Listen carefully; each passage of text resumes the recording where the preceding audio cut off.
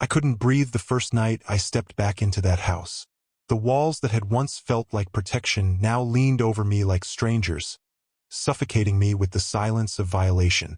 Glass still clung to the frame of the front door where the lock had been forced, glinting faintly under the streetlight as if mocking my carelessness. My wife Ella used to tease me for trusting people too much. 23 years in this home, I'd left the back door unlocked more nights than I could count, always believing this neighborhood was immune to the world's rot. That faith had died the moment I opened the door and saw my living room gutted like an animal. The picture of Ella that used to sit on the mantel lay face down on the hardwood, the glass spider-webbed with fractures, her smile broken into shards I couldn't piece together. The television we'd watched every Thanksgiving game on was gone. The stereo she had worked extra shifts at the diner to buy me for our 30th anniversary had vanished. Every drawer pulled out, contents strewn like discarded secrets. A smell lingered, sharp and wrong. The smell of hands that didn't belong, of sweat and dirt and greed pressed into my carpet. I could taste bile rising as I stumbled deeper into the wreckage, shoes crunching over what was left of our life. Upstairs was worse. The bed where Ella had whispered prayers before sleep hung half off its frame. Her jewelry box, the one that used to play a soft melody when opened, sat empty and silent on the dresser. Her wedding ring, the pearl earrings passed down from her mother, gone. I had kept them because they still carried a trace of her perfume. Now even that ghost had been stolen from me. But it was the study that crushed me. The safe behind my desk door hanging wide open, its contents stripped bare. My father's gold pocket watch, a family heirloom passed through 3 generations, gone. The emergency cash Ella had insisted we keep, the savings bonds we'd bought instead of vacations because we wanted to give our son Melvin something secure for his future, gone. My legs gave way beneath me. I collapsed into my chair, the only piece of furniture still upright, the one place that hadn't been overturned. My hands shook as I dialed 911. My voice hollow, disconnected, as I told the dispatcher my house had been robbed. When the police arrived, their questions stabbed deeper than the crime itself. Who knew I'd be gone for 2 weeks? Who knew about the safe? Who knew exactly where to look? Their eyes flicked over my face when they asked about family, and the words I'd been refusing to think rose like ice water flooding my chest. No, not him, not Melvin. But later that night, with fingerprint dust coating my furniture like ash, the silence pressed down so heavily I couldn't bear it. I needed family. I needed my son. I needed to know he was still mine. My hands trembled as I called him, my voice breaking when I asked if I could stay with him for a few days, just until I felt safe again. There was a long pause on the other end, long enough for me to imagine him dropping everything, telling me to come right over, reassuring me the way I had reassured him through scraped knees, broken hearts, overdue bills. Instead, his voice came back cold, unfamiliar, like a stranger speaking through my son's lips. I don't need another mouth to feed in my house. The words sliced through me sharper than any broken glass. In 35 years of fatherhood, I had never heard him speak to me that way.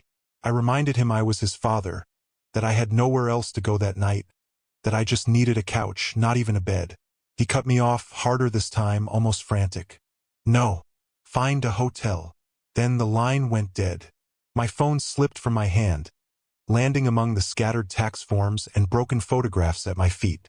For the first time since Ella's funeral, I felt truly abandoned. The ache in my chest was heavier than fear, heavier than the loss of jewelry and bonds and electronics. It was the realization that my own blood, the boy I had raised with every ounce of strength in me, had turned his back when I needed him most. I tried to tell myself he was stressed, that maybe money was tighter than I realized. But his voice hadn't just been cold, it had been wrong. Not just dismissive, but defensive, almost guilty. Like a child caught in a lie, pushing away before the truth could be dragged into the light. I carried that weight with me when I left the house that night, overnight bag clutched tight, heading across the yard to my neighbor Roy's porch. His light glowed warm, steady, like a beacon pulling me from the wreckage of my own family. He opened the door before I could knock, ushering me in, pressing a mug of hot coffee into my hands while his words tried to smooth over the jagged edges of betrayal. "Of course you'll stay here," he said simply. "What else are neighbors for?" And I wanted to believe him, wanted to sink into that simple comfort. But his next words landed with the weight of a hammer I hadn't expected. He mentioned seeing Melvin's car parked outside my house more than once while I was away. He'd waved, but my son had been in a hurry, never stopping to chat. At first, pride flickered in me. My boy checking on the house, watching over me like Ella would have wanted. But even as I nodded along, a chill spread down my spine. If Melvin had been looking out for me, why hadn't he mentioned it when I called? Why had his voice sounded so strange, so sharp, when I begged for a place to stay?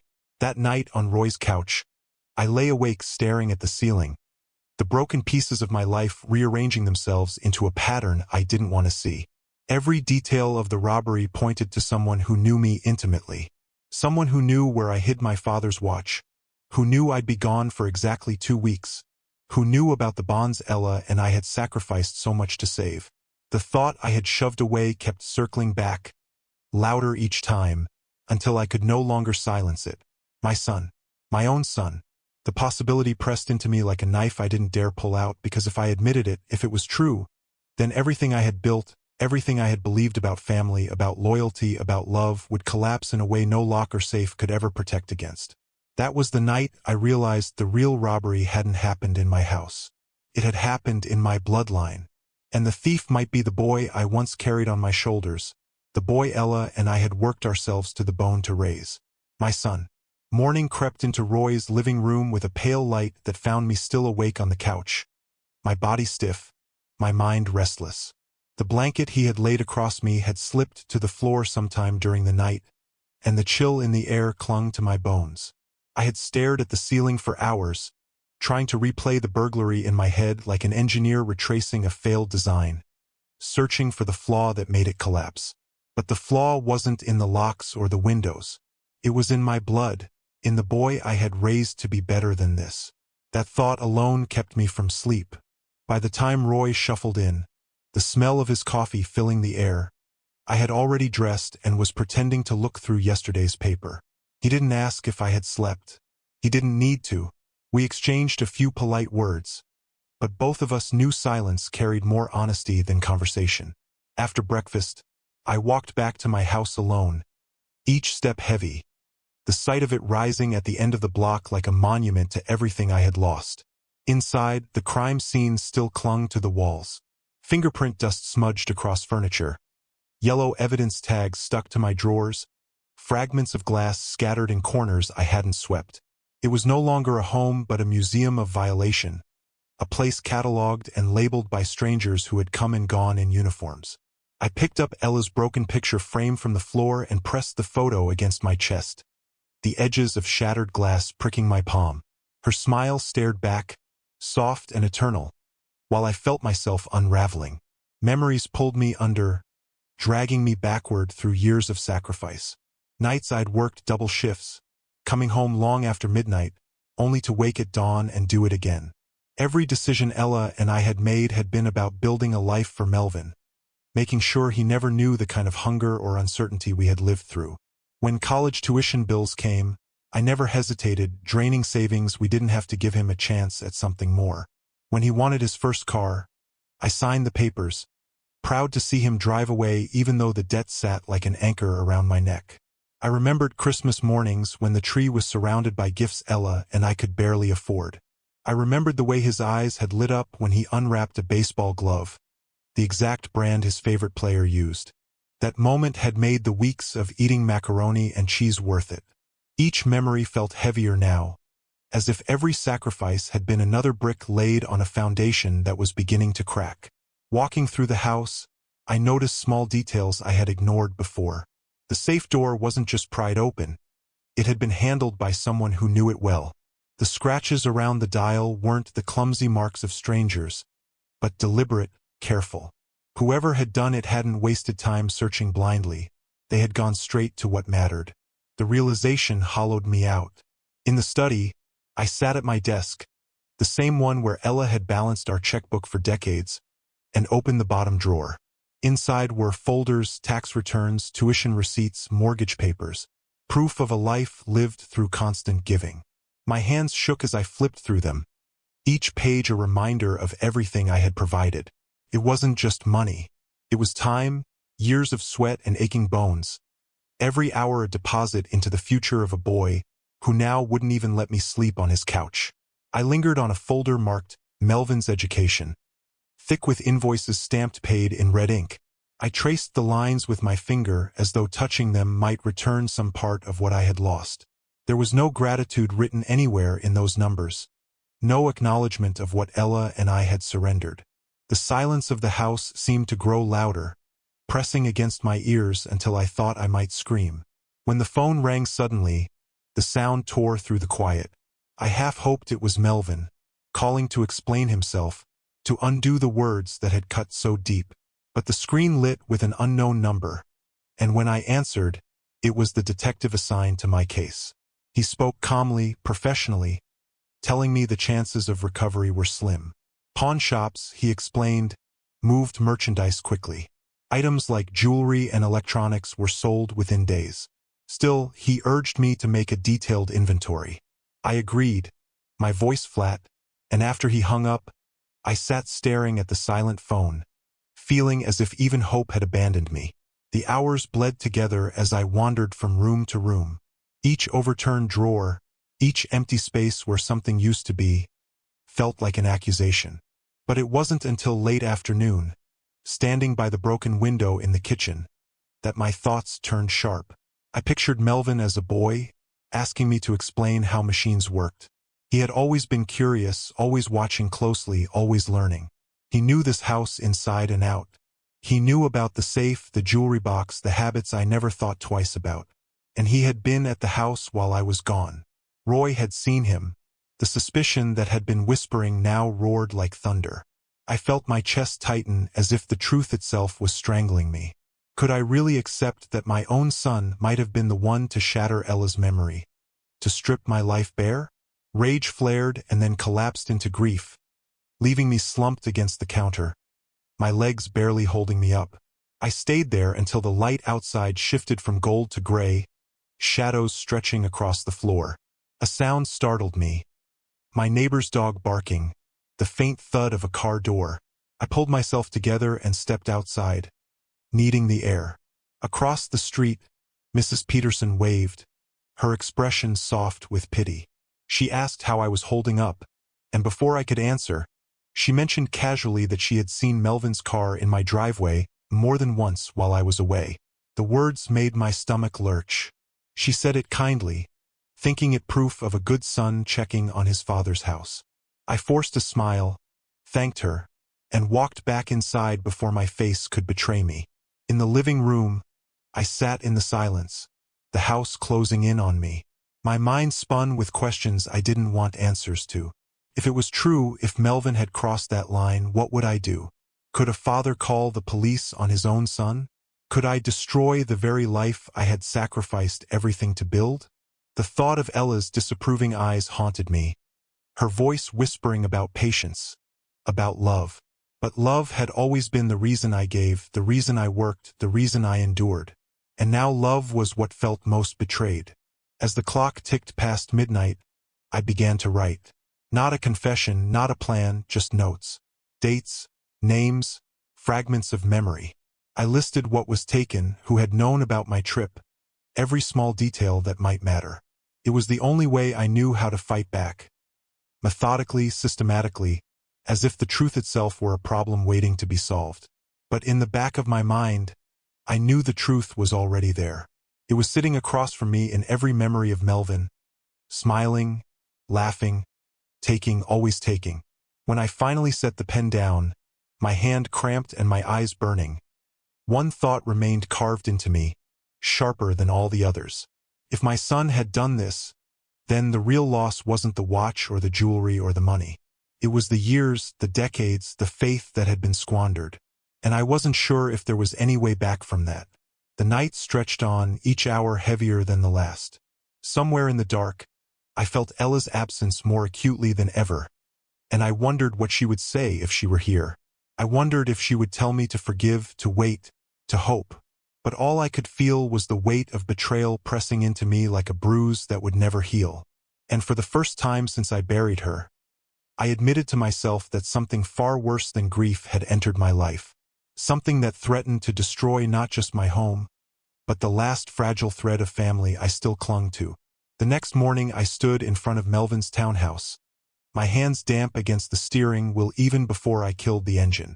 The sun was just beginning to burn through the haze, and the air carried the kind of stillness that made every sound echo too loudly. I had told myself the night before that this was only a visit, only a father checking in on his son after a difficult phone call. But deep down, I knew I was here to find something, though I wasn't ready to name it. I rang the doorbell and waited, listening to the muffled shuffle of footsteps inside. When the door opened, Melvin's face appeared in the narrow gap, pale and startled, his eyes darting past me as though he feared someone else might be standing there. His expression wasn't the relief of a son seeing his father. It was the look of someone caught unprepared. He stepped aside reluctantly, muttering a quick, "Come in," that lacked warmth. The living room was cluttered. Piles of magazines on the coffee table, dishes stacked on every surface, unopened mail spilling across the arm of the couch. It wasn't the home of a young man thriving. It was the home of someone sinking under the weight of too many unfinished battles. He offered me a seat on the sofa, brushing aside papers in a hurried gesture that felt more like a performance than an act of care. His leg bounced as he perched on a chair opposite me, his eyes avoiding mine. I tried to ease into conversation, mentioning the burglary, the shock of coming home to destruction. He nodded, murmured sympathies, but the words were hollow, his tone too quick, too practiced. I watched him closely, noting how his fingers drummed against the armrest, how his eyes flicked to the mantelpiece and back again, as if something there demanded his attention. And then I saw it. At first glance, it looked like nothing more than an old watch, sitting among framed photographs and knickknacks. But the light caught it just so, and my breath caught with it. The brass face, the worn leather strap, the slight bend in the winding crown. A flaw I knew as intimately as the lines on my own hand. My father's pocket watch. My grandfather's before him. The watch I had reported stolen. The watch that should never have left the safe in my study. My body felt heavy, as though gravity had doubled. I rose slowly, pretending to stretch, and stepped closer. Every detail revealed itself with cruel certainty. The small scratch across the glass where I had dropped it at 12. The patina of brass worn soft from decades of touch. The inscription on the back etched into my memory. To William Mills, faithful service, 1943 to 1978. I didn't need to turn it over. I knew it as surely as I knew my own name. I forced myself back to the sofa before Melvin returned from the kitchen with a glass of water, my hands gripping the cushions to stop their trembling. He followed my gaze to the mantel, then quickly away, too quickly. My voice came out steady, though it felt like my ribs were cracking to keep it that way. "That's a handsome watch you've got there." He shrugged, too casual, his eyes fixed on the floor. "Picked it up at a pawn shop downtown. Got it cheap." The guy didn't know what it was worth. The lie slid off his tongue with practiced ease, but it hit me harder than the burglary itself. It wasn't just the theft. It was the deception, the way he could look me in the eye and deny what I knew with every fiber of my being. I stayed a while longer, asking him questions he dodged, trying to find some thread of the boy I had raised in the man who now sat across from me. But the distance between us felt immeasurable. His laughter was brittle, his reassurances shallow. When I finally stood to leave, he seemed almost relieved, as though my presence had been a weight he couldn't bear. The drive back to Roy's house blurred around me. Stop signs, traffic lights, familiar streets all passed without registering. My mind was consumed by the image of that watch, sitting on Melvin's mantel like an accusation, a monument to betrayal. For years I had told myself that no matter how far my son strayed, no matter what choices he made, he would never cross the line that separated mistake from betrayal. But now that line was shattered, and I was left standing in the ruins. At Roy's kitchen table that evening, I spread out the case number the police had given me, the inventory of stolen items, the notes I had been making. My neighbor watched me quietly, his eyes sharp with the kind of understanding only men who had seen too much carried. I didn't tell him what I had found in Melvin's house. Not yet. Speaking it aloud would make it real, and I wasn't ready for that final step. But later, alone in the guest room, I couldn't escape it. The watch replayed in my mind, the way Melvin's eyes had darted toward it, the way his lie had come so easily. I thought about the overdue bills stacked on his table, the empty bottles tucked behind the couch, the nervous energy that never left his body. Desperation had carved itself into him, and desperation had driven him to steal from the one person who had given him everything. Sleep wouldn't come, so I rose and pulled out a notepad, my old engineer's habit guiding me. I began listing evidence, just as if I were troubleshooting a design flaw. Date of burglary, May 13th.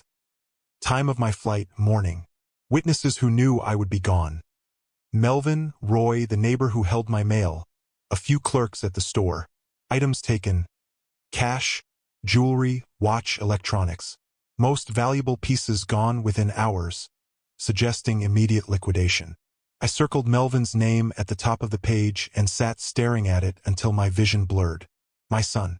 The boy I had carried on my shoulders at ball games.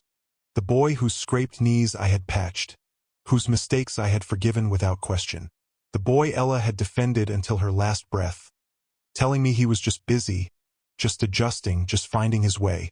Now that same boy had crossed into something darker. And yet, even as fury burned through me, grief was the louder voice. Grief for the years lost, for the sacrifices that seemed wasted, for the trust that had been shattered beyond repair. I wanted to hate him, but I couldn't. What I felt instead was something more corrosive. A hollow ache, a question with no answer. By dawn, I knew one thing with certainty. I couldn't ignore it anymore. If Melvin thought he could take everything his mother and I had built, everything we had protected, and walk away untouched, he was wrong. I had given him my time, my sweat, my love, my loyalty. But I would not give him my silence. Not this time. The first step was proof, something undeniable, something more than the word of a broken father against his son. I needed evidence that would stand in the cold light of day, evidence that no lie could erase. And as I sat at that kitchen table with my notes, the weight of betrayal pressing into my chest, I realized I was no longer just a victim. I was a man preparing for war against the very blood that carried his name. The plan did not come to me all at once. It grew slowly, in fragments, the way an engineer's blueprint takes shape after staring at the problem long enough. Each sleepless night in Roy's spare room sharpened the edges of what had to be done. I could not accuse Melvin without proof. A father's suspicions, no matter how certain, would collapse in the daylight of denial. I needed evidence, undeniable and methodical, the kind of truth that could stand even if he spat lies straight into my face. I began by retracing the path of my stolen things. Omaha was littered with pawn shops, each one a graveyard for desperate promises and broken legacies. The yellow pages, brittle with age, felt strange in my hands as I flipped through, circling addresses, jotting times. Roy lent me his Camry, and for a week I became a shadow haunting those shops. I carried photographs of my possessions, Ella's pearl earrings, the stereo she had given me, the watch that had once marked the rhythm of 3 generations of Mills men. At Pete's Pawn Palace on Dodge Street, the owner squinted at the photo of my watch, tapping the glass with a thick finger. "Yeah, I remember this one. Vintage piece, solid brass." Kid came in nervous, maybe mid-30s, dark hair. Said it was his grandfather's, needed quick cash. My heart thudded against my ribs so hard I thought he might hear it. He pulled out a receipt, dated May 13th. The description matched Melvin too perfectly. $300 for a watch worth 10 times that. I kept my voice calm, thanked him, and walked out with my hands trembling so violently I could barely grip the steering wheel. 2 more shops told the same story. Second Chance Electronics had bought my television, and Golden Memories Consignment had taken Ella's jewelry. Both receipts carried dates squarely in the window when I had been across the country. Both clerks described the same man. Tall, anxious, always in a hurry, always underselling valuable items as if escape mattered more than money. Each confirmation felt like another nail driven into the coffin of denial I had been clinging to. By the time I reached Mrs. Peterson's kitchen, desperate for another witness, I was no longer hoping for relief. I only wanted the certainty of a wound cut clean. She poured me coffee and spoke warmly, unaware of the devastation her words carried. She had seen Melvin's car in my driveway on the very afternoon the pawn receipt was dated. She thought it strange at first, but assumed he was being a good son, checking on things. The innocence in her voice nearly broke me. The final blow came when the Hendersons shared security footage from their porch camera. A Honda Civic matching Melvin's license plate pulled into my driveway at 2:17 p.m. on May 13th, the day I had been having lunch with my sister in San Francisco. There it was, time-stamped, pixelated but clear enough to crush the last threads of doubt. My son had not only stolen from me.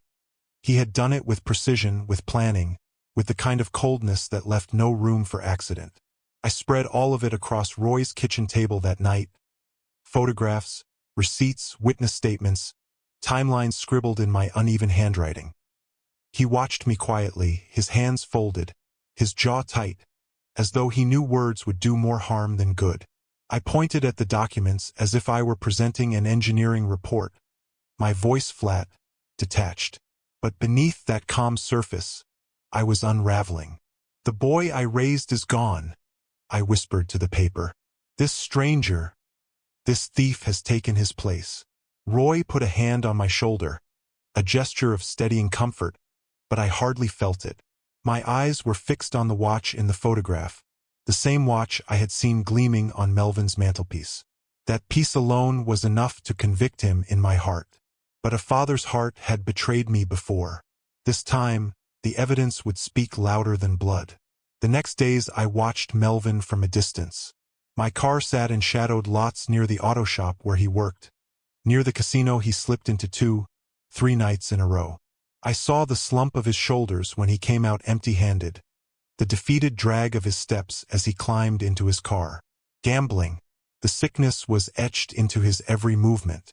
Every dollar I had given him, every hour I had sweated, had been funneled into that bottomless pit until desperation drove him to strip his own father's house bare. The anger burned hot at times, but mostly it felt cold, like metal left in frost. I thought about Ella, about what she would say. She had always believed in him, always defended him when I grew impatient. Her voice haunted me, urging patience, urging forgiveness. But forgiveness required honesty, and Melvin had shown me nothing but lies. Late one night, as I sorted through the folder again, I realized what had to be done. This was no longer about recovering stolen property or patching broken trust. This was about survival, not of me, but of whatever principle remained in the rubble of our family. If I let this go, if I buried it under silence and fatherly loyalty, then the next theft, the next lie would cut deeper. And someday, there would be nothing left of the mill's name but debts and dishonor. So I mapped it out carefully, step by step. I would confront him directly, not with anger, but with facts. I would lay the receipts on his table, place the photographs beside them, speak with the same steady tone I had once used to guide him through algebra homework. And when he tried to lie, and I knew he would, I would point to the watch gleaming on his mantel, the one truth he could not erase. But I would not stop there. If he denied me, if he spat in my face, if he tried to twist this into something else, I would take the folder to the police. A father's love had shielded him long enough. Now a father's resolve would hold him accountable. As I sat alone in the quiet of Roy's house, the decision settled over me like iron. I would no longer beg for loyalty. I would no longer hope for honesty. I would bring the truth to him, and I would watch what he did with it. Whether he crumbled, confessed, or cursed my name, I would know. And once I knew, there would be no going back. I turned out the light, leaving the folder on the table, its edges illuminated by the dim glow of the street lamp outside. It sat there like a loaded weapon, waiting for the moment it would be used. Tomorrow I would carry it to Melvin's house, and tomorrow he would learn that his father was not as blind, not as weak, not as forgiving as he once believed. And though my heart still ached with the hope that I was wrong, that somehow this nightmare could still be explained away, Another voice inside me whispered the truth I already knew. The boy I loved was gone, and the man I would confront was a stranger who had stolen not only my possessions, but the last fragile thread of faith that had bound us together. The clock ticked past midnight, each second heavy as lead. I stared into the dark, waiting for dawn, waiting for the moment when love and betrayal would finally collide. The folder sat on the passenger seat like a weapon, heavier than any gun, sharper than any blade. Every piece of paper inside it was a bullet, a nail, a wound waiting to be delivered.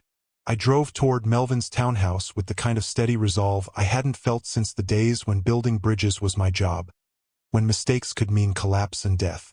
That morning, the collapse I carried with me was already in motion, and I was the one delivering it.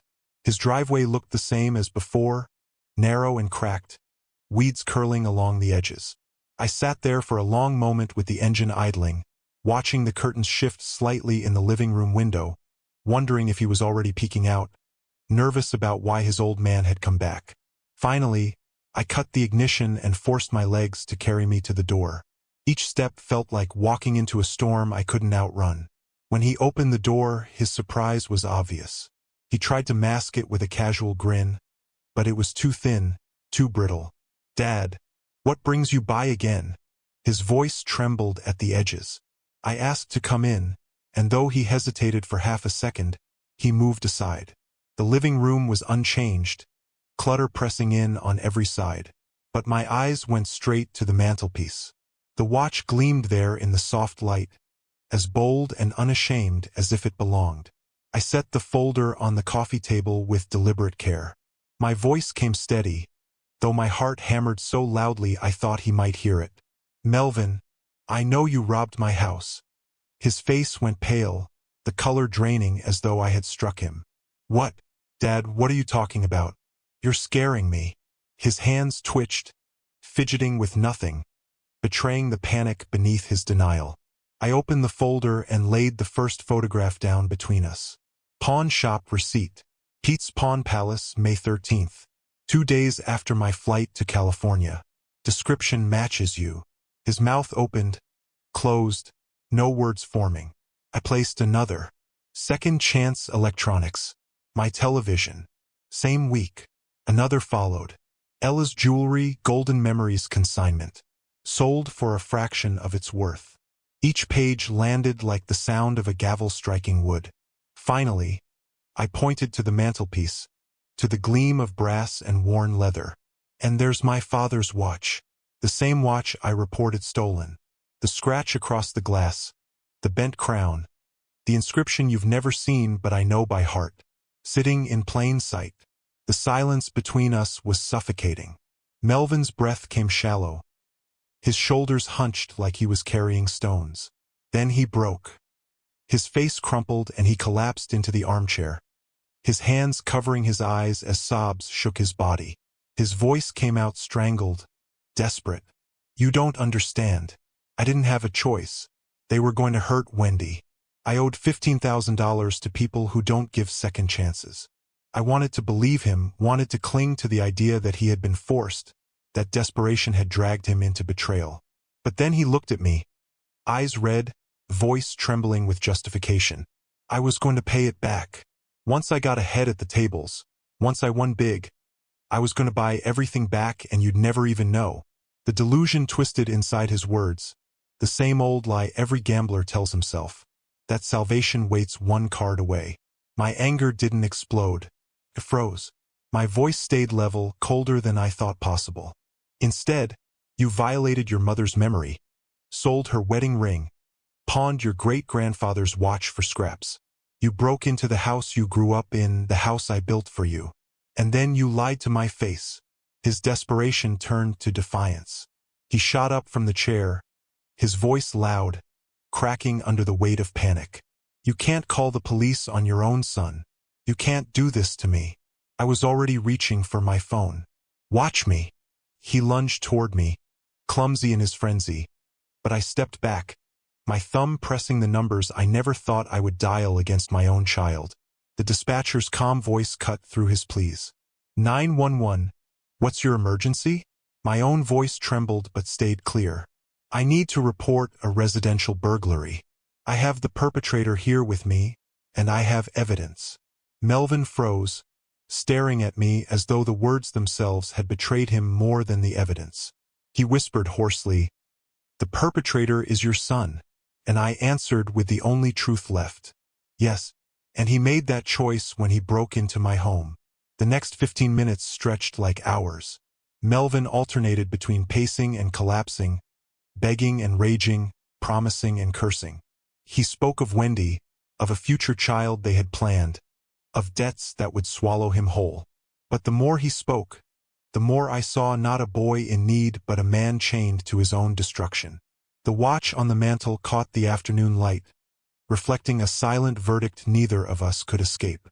When the patrol cars pulled up, the sight of Officers Johnson and Martinez stepping out felt like a final judgment. They recognized me instantly, their faces hardening with the weight of familiarity. Johnson's eyes flicked to Melvin, then to the folder spread across the coffee table. I handed it over with a steadiness that belied the storm inside me. Each receipt, each photograph, each statement documented with precision. Martinez photographed everything while Johnson examined the watch, his voice quiet but firm.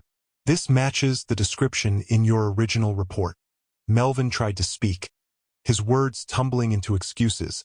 Family pleas, desperate cries of misunderstanding. But the officers were unmoved.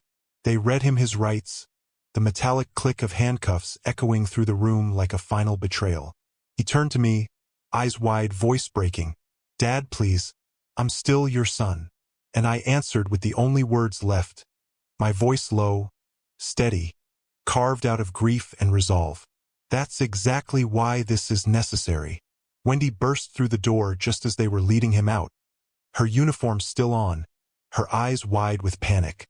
She dropped to her knees beside him, clutching his hands, demanding explanations he couldn't give. Her cries followed them out to the patrol cars, echoing in the empty space he left behind. I stood alone in his living room, staring at the mantelpiece where the watch had sat, now gone, confiscated as evidence. The silence closed in, heavier than anything I had ever known. I had won, but it felt nothing like victory. As the police cars disappeared down the street, I sat in the same chair where Melvin had crumbled moments earlier. My hands trembled as I pressed my palms together. The folder gone, the watch gone, my son gone. All that remained was the truth, bare and brutal, and the knowledge that I had chosen justice over blood. And in that quiet, I wondered if Ella would forgive me, or if she would look at me with the same eyes Melvin had just before the handcuffs locked. The days after Melvin's arrest blurred together, not because they were uneventful, but because every moment carried the weight of something irreversible. The image of him being led out in handcuffs had burned itself into my memory. His voice, cracking with desperation as he called out for me, replayed over and over until it invaded even my sleep. At first, I told myself I had done what was necessary, that a father's duty sometimes meant delivering the hardest truth of all. But in the quiet hours of the night, with Roy's kitchen clock ticking like a metronome, I couldn't help but wonder whether justice had cost me more than betrayal ever could.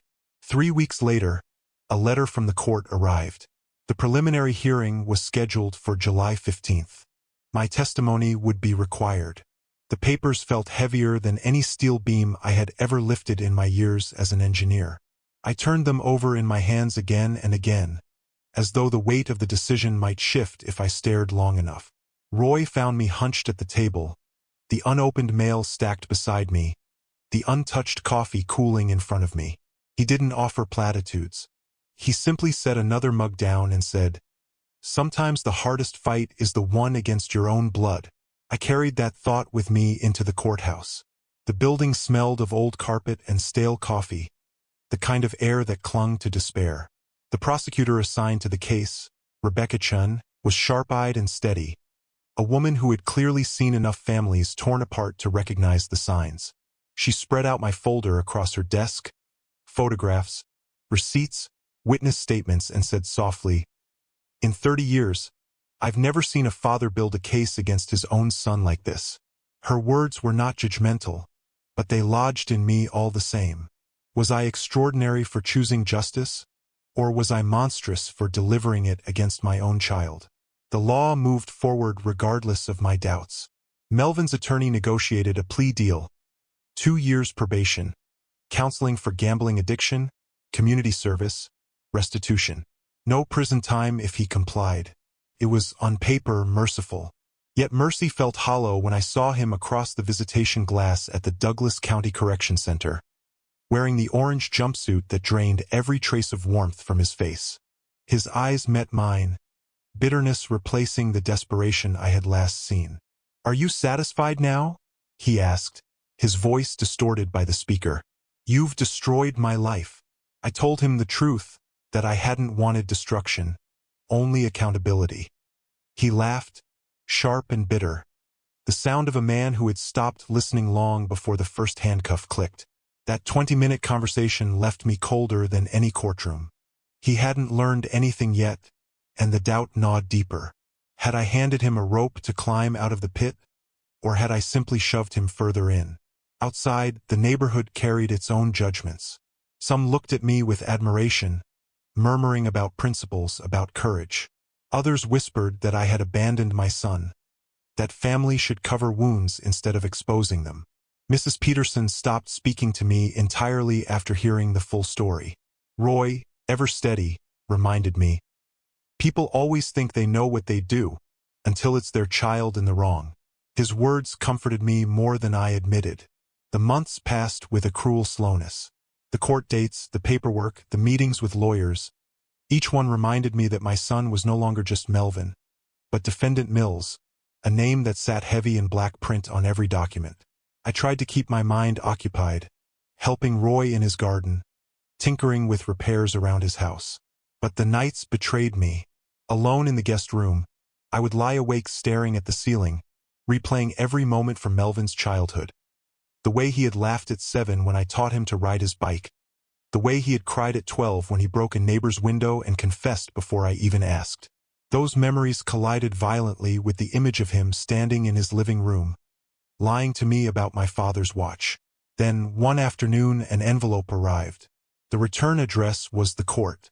Inside was a single sheet of lined paper in handwriting I recognized immediately. "Dad, the counselor says I need to understand why you did this. I'm trying. Maybe we can talk when I'm ready. Still your son, Mel." The words blurred as my eyes filled. It wasn't forgiveness, not yet. It wasn't even acceptance. But it was the first crack in the wall he had built between us, and for the first time since the arrest, I slept through the night.